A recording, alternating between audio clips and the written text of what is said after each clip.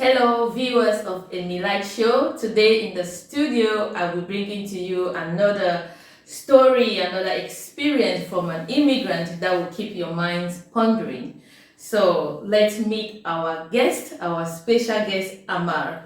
Thank you, Emilia. Hello, everyone. My name is Ammar. I'm originally from Iraq in Middle East, and I moved to Finland since 2015.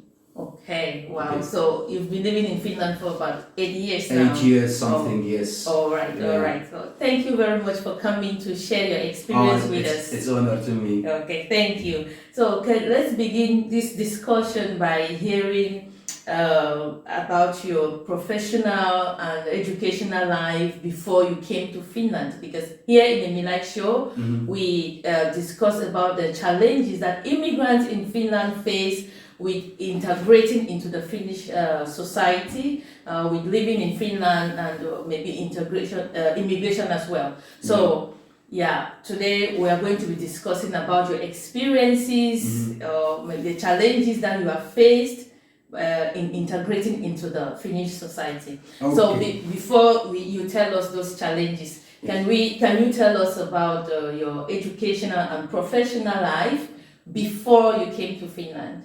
Okay, I hold a bachelor degree in chemical engineering, specialist with the crude oil and natural gas treatment, back from University of Technology in Baghdad. Okay. And I've been working with multi companies back home. Like one of them, it was Nokia Siemens Network, and the other was with Top Sky Oil, the British company. Okay.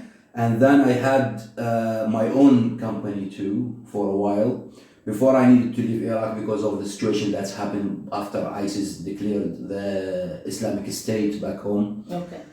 So anyway, I came to Finland as an asylum seeker in 2015, and from there I started to looking for a job. And then I started in the beginning, I found a job as a processing engineer in food industry. Okay. So that is kind of the beginning of my career here in Finland. Okay, which was almost in line with what you were doing in Iraq. Exactly. Okay. Yeah. I was like an engineer, and then I came in here to work as a processing engineer too. Okay, and Yes. would you say that at the moment you're still working as No, engineer? for like the thing is changed for many reasons. The first reason is like when I'm an asylum seeker, I'm under the umbrella of Dublin agreements, which is kind of I have unrestricted right to work. I can work whatever I'm qualified to. But then after I got the job, I terminated my application as an asylum because I got the visa as a worker, as an engineer at that time. And then totally my case is moved from the umbrella of Dublin under the umbrella of the TA office, which is the authority office for work fair in Finland. Yeah, so that's have totally different law. Okay. That's why after I try to renew my visa for the after the year.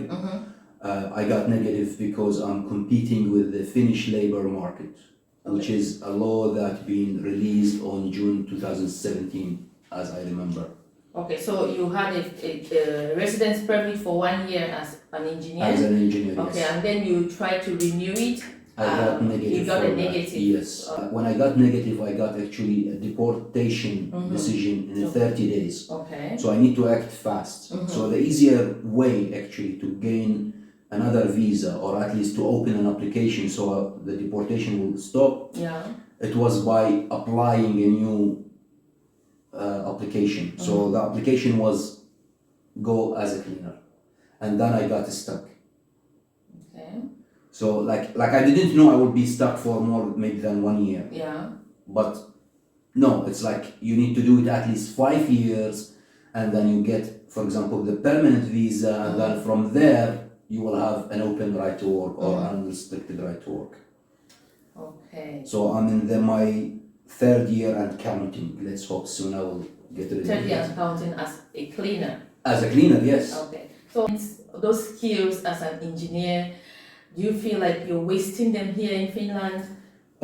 Like as an engineer, to be honest, I never believed that, for example, my job gonna identify me. But if I want to face it, the reality, my engineer's skills is actually fading away day in, day out. Because I'm not practicing it, I'm not really following what is updating in the industry.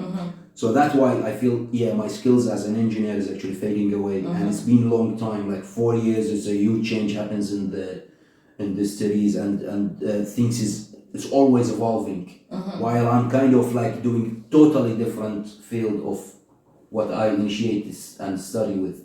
Okay. So my skills as an engineer, let's say it that way, it's fade away. How has it affected your personality? There's no enough word actually to describe that in a way that mental stress, the stress I face it in general life, to not practicing what I'm passionate about. And then the worst part is if you doing different job, you've been forced to, and you still do it in the same company that you used to lead in. Yeah. Like when I used to be an engineer, I trained another 6 engineers for a certain machine in the production line because I was expert in that machine. And then later on, all I can do maybe cleaning that machine after the production is over. So the law, in a way, like it's really unfair. Yet I understand one way or another why, for example, the TA office or the work office in Finland is actually take that decision too. They try to protect their own labor market because for us people from Africa, Middle East, we live through tough lives. We always find solution for things that is not familiar in here. In here, kind of their life in work culture is way easier than what we used to. That's true. So the experience that we gained, what I like to call the social intelligence through the work culture, make us way ahead in front of them. And that's why, for example, they will lose their job for us if there is no law like this. Yes. Okay? Yeah. So Finnish language is just an excuse for a lot of the companies, especially startups. Yeah. And this kind of work restriction is another excuse to protect. Yes. Yeah, to because protect their labor market. Exactly. What do you think the government can do to solve this huge problem of immigrant underemployment and unemployment in Finland, and to immigrants as well? What can you recommend to them to overcome this challenge? First of all, I think in general, the government will not look really for solution unless they need to. So now in Finland, it's like mostly, I think the study shows that by 2027, it will be a very huge amount of people that they're gonna retire, while it will be like really thirsty markets for people to do the jobs. So until that time, I think we will never see an improvement. What I'm suggesting to the government, people just step ahead for God's sake. Like don't face the issues before you do actions. Like just a step ahead because you have a good analysis, you have a good data, use it and try to come up with actions that, like the easiest action is actually to reduce the criticals of the law and restrictions of this law to make it more easier and more flexible. That's one thing. From the immigrant point of view, I think cracking the code is number one. Number two is like don't give wrong indicators. Like for example, you apply for a hygiene pass and you are working in construction. You don't need hygiene pass. But when you apply for that, you give to the authorities a wrong indication that are you planning to change your vacations? Are you planning to change your career? Yeah. So this is what is happening nowadays. What I see, most of the immigrants they land an opportunity that I'm gonna get safety card, I'm gonna get alcohol card, a hygiene pass. If you are in the field that you don't need those, don't apply for it because this is a very wrong indicator to authorities. They are just trying to spread their net.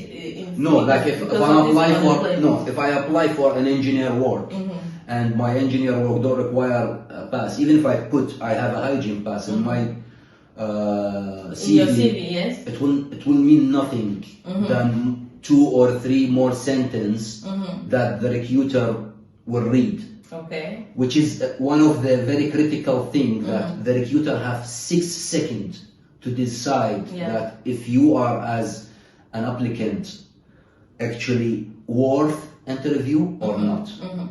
So as short as your CV should be to hit that I'm gonna land the interview. Okay. And then what is your dream job? Like this is my second recommendation, mostly to the immigrants. What is your dream job? Like I understand that I have expenses. So get a job to pay the bills and then keep searching for your dream job. Okay. Okay? Yeah. Don't just like settle. Okay. If you settle, it's you to blame. Yes. Like literally it's you to blame in this case. Yes. Third, make connections. Every good job in Finland is through connection. Not through website, not through tele-office, not through any public things. If you want to get hired as a CEO of some company, these jobs will not be online. Okay. This job through connection. One ask another. Spread the word because you don't know what is your circle of friends in Finland might know. Yeah. Okay? Yeah. This is one other thing. And last and foremost, keep following the event that related to your dream job. Okay. Because in Finland there is a ton of events. They spend a ton of money of this. Yes. So abuse that. So through this event you will hit most of the 3. You will have the connection, you have the mentality, how this job is actually done, and you can land like easy interviews through these. Okay. Thank you, Ammar. You're most welcome. Those recommendations are very, very good and important. This was actually a very, I don't know how to put it, I would not want to say a sad situation, but it really feels bad that you have studied and lived and worked as an engineer, and one day you woke up and you found yourself as a cleaner. So it's not really nice. It's not. So I hope that one day you are going to like get back to your dreams, so to start working again as an engineer. I will. Yeah, we are praying for you. We are all hoping and expecting to experience a better Finland. Yes. Yeah. Thank you so much, viewers, for listening to our story from Ammar. So we are happy that you keep track with us, and we wish that you continue to watch more of our videos and share them with friends. Just make sure to share, like, and comment. Thank you very much, and until next week, stay blessed. Yes. Get wet.